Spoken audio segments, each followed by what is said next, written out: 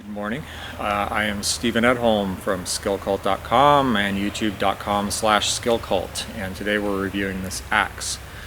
And I have on my awesome red and black plaid shirt, which I love and have not been wearing for like a couple of years because there's this, I don't know if you know, there's this whole trend of hipsters dressing as lumberjacks where they have like big well manicured beards and plaid red shirts and jeans and boots and stuff like that, and it's just so irritating. I don't want to be associated with those people in the very least, so I stopped wearing this shirt. But I just posted a funny video on Instagram bitching about hipsters and that whole look and stuff. It's pretty funny.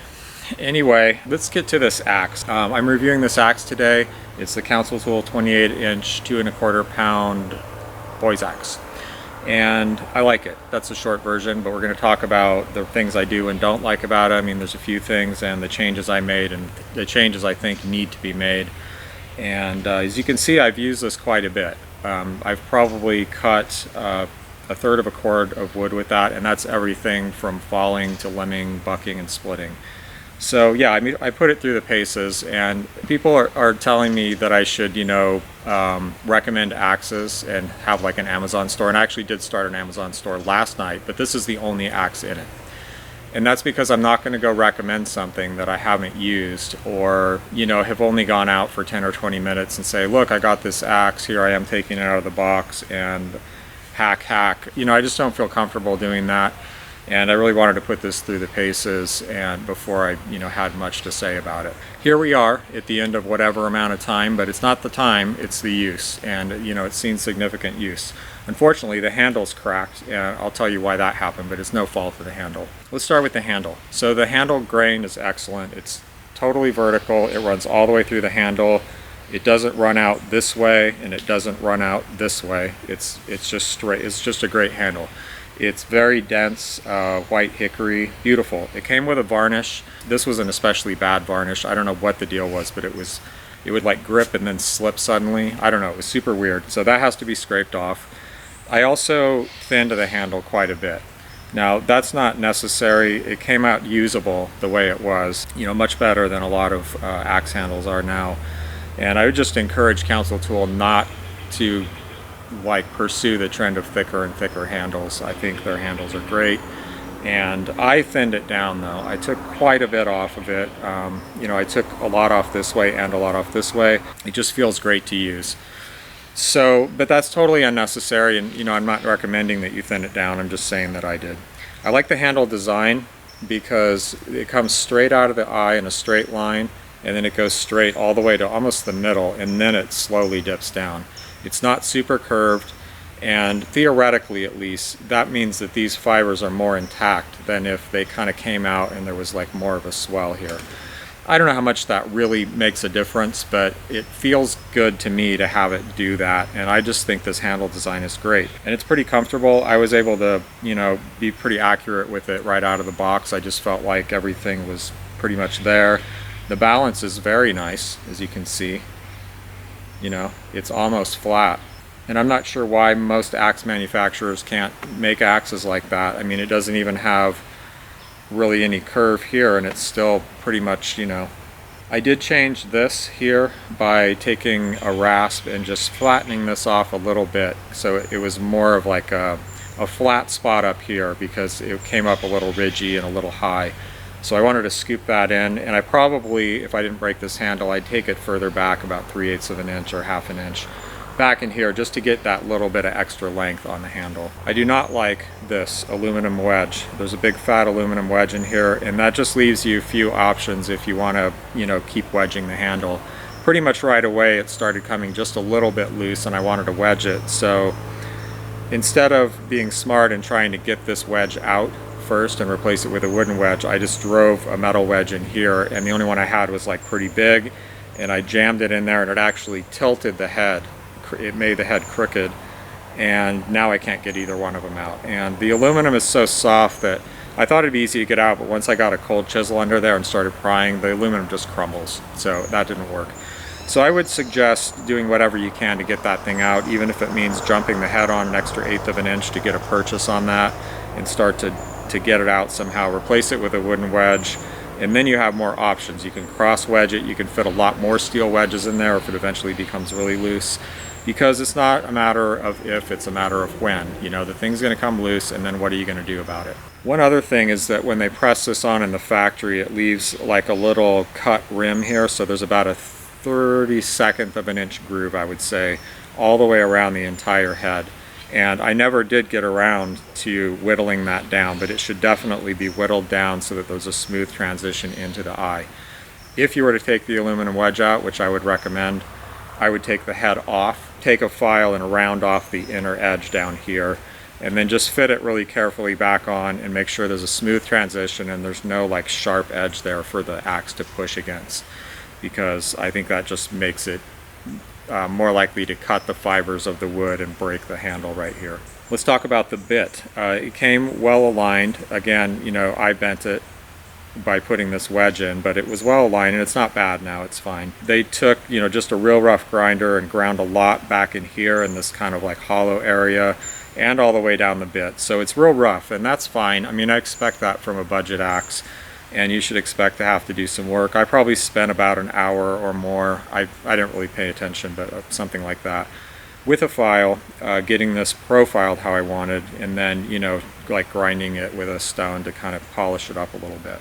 I'm not going to try to tell you how best to grind this, but what I can do is tell you what I did, which was basically just proceeding on intuition and instinct and whatever limited, you know, experience I have. I can try to show you. Like, I'll try to take some really good close macro pan shots and stuff so you can get an idea of what it looks like, because honestly it's just really hard to describe that stuff. And how do I say, like, all I can really say is make it thin enough, you know, or I could try to map it out and measure it, and that's not really going to work that good. And I also had to file back in here in this hollow area.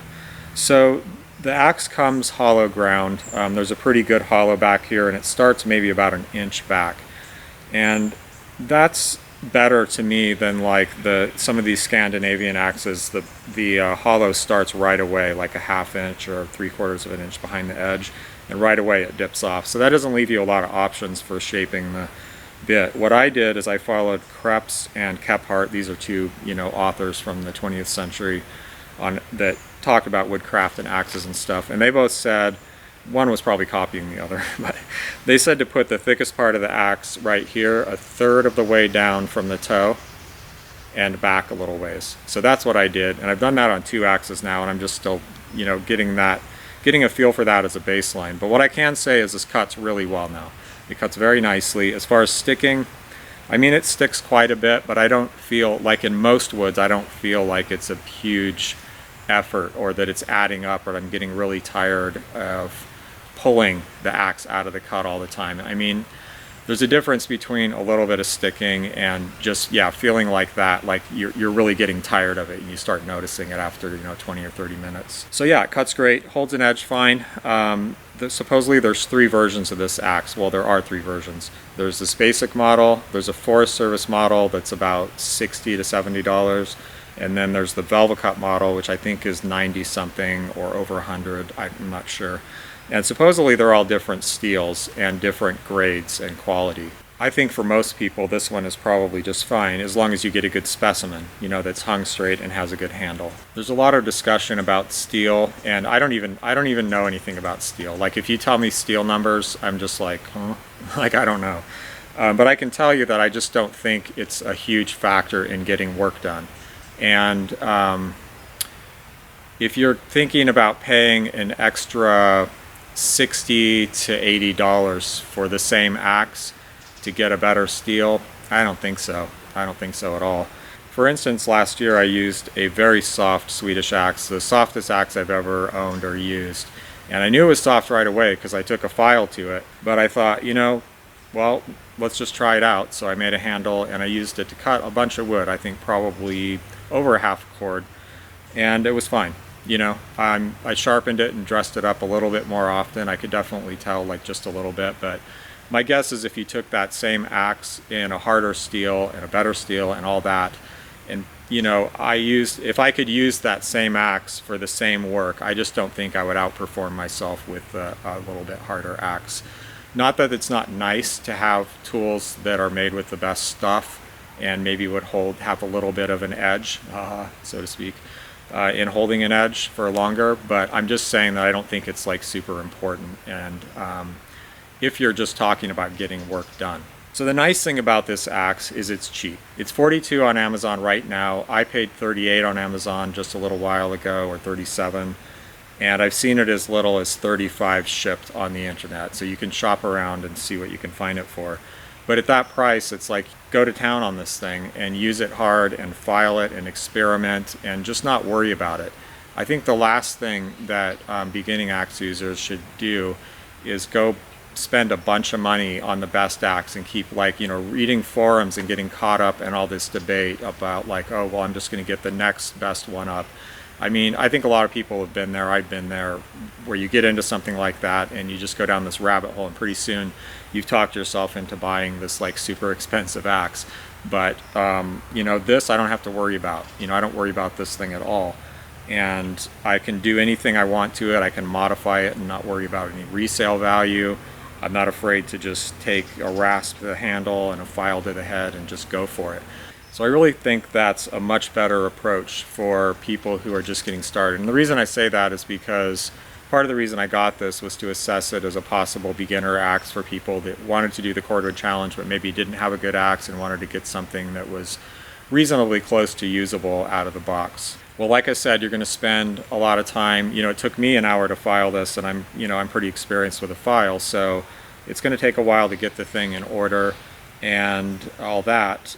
And I still think that going vintage may be a good option, but if you're not comfortable with like hafting an axe handle, finding a good handle and then hafting a used head and dealing with all that stuff, it might be a good option. As far as a firewood processing axe goes, it's totally adequate, but it is a little on the light side. I would prefer to recommend something that was 2.5 pounds, but there's really not that much in that range. Most of them are 2.25, and it is perfectly capable. I mean, it definitely is, and there's people that will argue, for a heavier axe and for a longer handle, but there are reasons to consider maybe not going that route. Short handles are better for accuracy. Any inaccuracies are magnified at the end of a long handle, right? So if I'm off ½ here, if the handle's that much longer, it's off further down there. Also, it's just easier to feel and control of a short handle. And that's important too, to prevent glancing and missed blows and all of that stuff.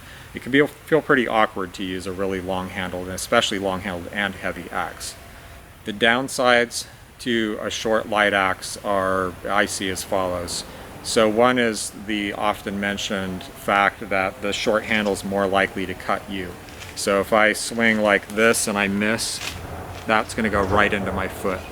If I have a 6-inch longer handle, it's going to end up in the ground. So you can see there just is an increased risk of injury because of that. So the other thing about a light axe is that, I throw this axe to get it to cut.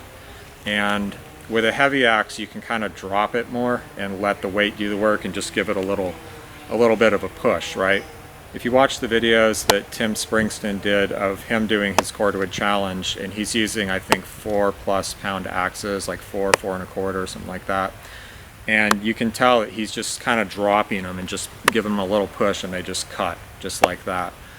Now, these just won't cut that much if you do that. You have to give them a little bit of whip or snap or acceleration. You have to accelerate them a little bit, and the lighter it is, the more it is. If you watch the video of me cutting up a madrone tree that was right behind me here with the Husqvarna forest axe, which is only 1 3/4 pounds, note that I'm really kind of whipping that axe, to get it to cut. And that's dangerous because every time you add force, you're potentially compromising accuracy and your control of the tool. So I'm just saying that especially for beginning axe users, that could be a problem. It'll still cut, like especially this is heavier than that Husqvarna, and it'll still cut, especially if you're cutting green wood, and you can proceed gently, but eventually you're going to have to start putting a little bit of snap into it. Now that may sound like more work, but you have to remember that a heavy axe you have to lift all the way first, and it's definitely more work to lift that thing over and over and over again. And if you want to add any energy to that as it swings down, then that requires more effort. to accelerate a heavy axe head over a small axe head. So I don't know where that falls in terms of getting work done, but I think that light axes like this, I mean probably mostly a little bit heavier, more like 2.5 to 2 3/4 pounds, with pretty short handles, were probably used to do a lot of work in the past. And I know that Mason lists these axes as pulpwood axes, 2.5 pounds, 28-inch handle, and he says that they were used extensively for work on trees 12 inches and under, and that, you know, workmen wouldn't have asked for a heavier axe to do that kind of work. I'm just saying that it's an interesting reference, and I think that it shows that, you know, there were axes in this range that are used professionally. If my personal preference would be to go up to probably 2 3/4 pounds right now, but I've always favored light axes, and I've always used light axes, and that may be the reason why. Like, I have very little use for a long-handled felling axe. I just don't use them that much. I never have. I've always owned short axes, and those are the axes that I have handy, that are sharp, and that I'm going to grab and go out and use. So there's no doubt, though, that this is a perfectly capable axe for doing the cordwood challenge or cutting firewood in general. Again, given a choice, I would bump it up to 2.5 pounds, even to 2 3/4 possibly. But for a beginner axe, it's probably a pretty good choice. I don't know. That's all I can tell you right there. So one last thing I just didn't mention is the pole was rather crooked, you know, off this way, so I filed that too. Otherwise, I think that's about it. And if you buy it from Amazon, you could use my link down here, and that'll give me a small commission just for going through my link. And if not, that's fine. I think you should go and shop around on the web, get it as cheap as you can. If you have it in a hardware store, definitely go pick out the best one that's, you know, aligned and has the best handle. So anyway, how I broke this handle is instructive. So one of the, you know, the wood is a lot weaker in this dimension because it's so much narrower than it is in this dimension. So when you're prying, if your axe gets stuck, you should always try to, you know, keep it in a straight line when you're prying it out. And you know, you can use it as a lever to pry pieces of wood apart, but it's definitely risky. I mean, you have a lot of leverage at the end of a long handle, and you put a lot of stress on the eye here. So I was splitting an oak log that definitely had this outclassed, and it was about a probably like 8-inch, 7 or 8-inch oak log that was, you know, half dry, pretty tough, a lot of knots, and I was just trying to split it lengthwise, and it was like 3 feet long. And I've been splitting fir that way with this axe, and I just wanted to see what I can get away with, because that's interesting to me, to take something and say, can I actually split that, and like how many blows would it take?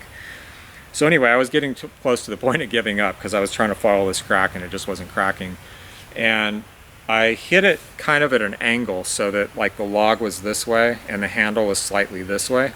And I started prying it out like this, and it was stuck pretty good, so the log raised up in the air. And this is a pretty heavy log. I mean, it's a little bit wet, like it had dried out and then got wet again. And again, it's like I'm probably 2 feet from that end, so I have a bunch of leverage. So I thought I would just step on the log to push it off of the axe head, which seems perfectly reasonable, and just to get it down and hold it down. And I was probably working a little too fast, but I stomped on the log, and the log rolled over this way and turned the axe handle sideways. But it didn't unstick the axe, so I was now pulling to the side, and it, you know, you just hear this sound. I hate that sound, because you know it's all over when you hear that sound. It just goes to show you there's just so many ways you can mess up an axe handle, and I've been actually working on an axe handle video, or I'm going to shoot one. And I've shot a little bit, but I'm going to start over. But yeah, just thinking of all the different ways that you can break a handle and trying to help people get through that handle, like high handle breakage phase quicker. But yeah, it just goes to show you some weird thing will happen, and you know, next time I'm splitting long logs like that, maybe I'll remember that experience and not make the same mistake again. Also, I could have just slowed down more, you know, set the thing down, stepped on it, and then, you know, worked it out slowly like I should have, instead of trying to take a shortcut and stomp on this log.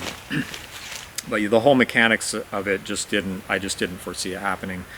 So anyway, this is really loose now in here, and a lot of the fibers are severed, I can tell. I may actually try to scoot it down and retighten the head and keep using it, because I can still use it the way it is right now, but it's not long for this world.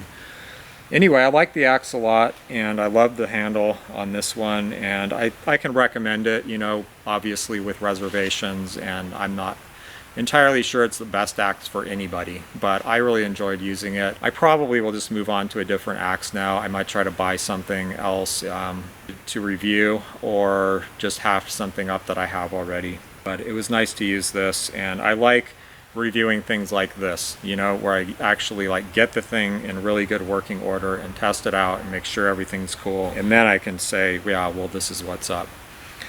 So there you go. Thanks for watching, and I'll see you next Axe Wednesday.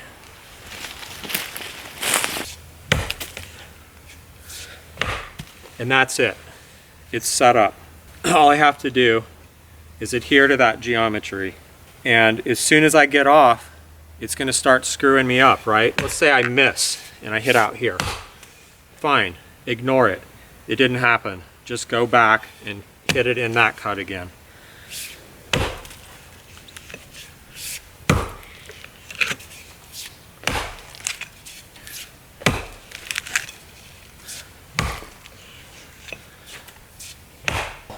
You just do your best to keep burying the axe in the same cut over and over until chips start coming out.